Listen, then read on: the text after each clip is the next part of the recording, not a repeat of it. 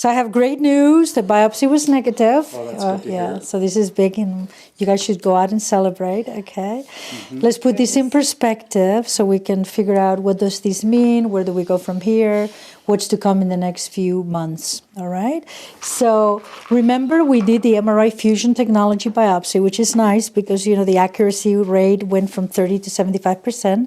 We got some fantastic samples during the biopsy, which is also very good. So we know we had good, you know, tissue. The pathologist look at it. We get a pathologist that is special in that all they look at is prostate cancer. Or lack of thereof, of course, like in your case.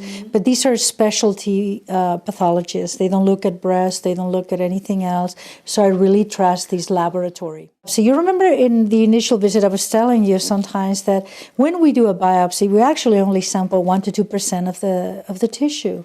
Okay, so it's not like I can look at you straight in the eyes and say you have no cancer whatsoever. All right, and let me make you a little drawing that might put this in perspective. Sometimes drawings can be helpful.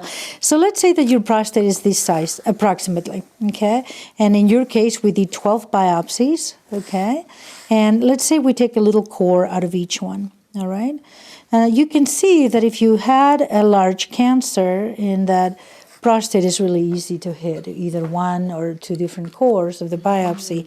But if you had a tiny beginning of something and it was, you know, in between that tissue, of course you wouldn't find it. But that's not the kind of cancer that's going to be significant, meaning it's not going to affect you clinically or become an issue.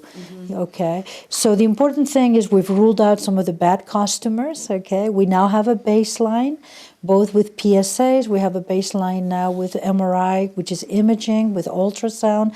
So the future is going to be easier to follow.